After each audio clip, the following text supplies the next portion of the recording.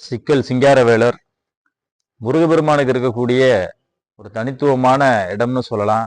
எப்படி இந்துக்களுக்கு காசி ராமேஸ்வரம் ஒரு ஒற்றுமையோ அதை போல முருகனுக்கு இருக்கக்கூடிய விசேஷம் என்னன்னாக்கா திருச்செந்தூர். திருச்செந்தூர்ல போய் சூரனை வதம் செய்யறதுக்கு முருகபெருமான் தேர்வு செய்கிற ஆலயம் எதுனாக்கா சிக்கல் சிங்காரவேலர் சிக்கல் ஆலயம்தான். அந்த இடத்துல அன்னை வேல் நடுங்கண்ணியிடம் வேல் வாங்கிட்டு போய் தான் சூரனை வதம் செய்யறாரு. இப்ப சூரனை வதம் செய்யும் போது பாத்தீங்கன்னாக்கா எப்பயும் ஒரு மனிதனை கொல்லும் போது அதனுடைய பாவமானது பீடிக்கும். அப்ப முருகனுக்கு பிடிச்ச அந்த தோஷமானது என்னன்னாக்கா வீரகத்தி தோஷம். அந்த வீரகத்தி தோஷம் முருகனுக்கு நீங்கணும். அப்ப முருகன் என்ன பண்றாரு அப்படின்னா அங்கிருந்தே தவம் செஞ்சு பதறிவனம்னு சொல்லக்கூடிய கீழ்வேலூர் அஞ்சுவட்டத்தம்மன் இடத்த சரணாகதி அடைகிறாரு.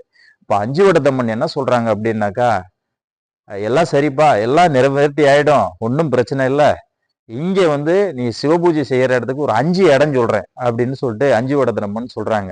அந்த 5 இடம் என்னன்னு பாத்தீங்கன்னாக்கா கோயில் கடம்பனூர், அகர கடம்பனூர், கடம்பர வாழ்க்கை, இளங்கடம்பனூர், பெருங்கடம்பனூர்.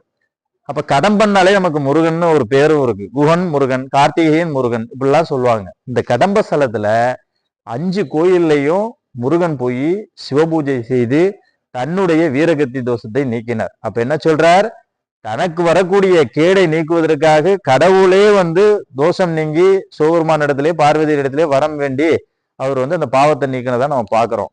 அப்ப நாம முருகனை வழிபடணும்னா திருச்செந்தூர் போறதுக்கு முன்னாடி முதல்ல சிக்கலுக்கு சிக்கல் சிங்காரவேலரை வழிபட்டுட்டு தான் நாம திருச்செந்தூர் போகணும்.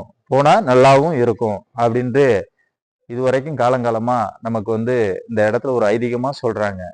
நன்றி, வணக்கம்.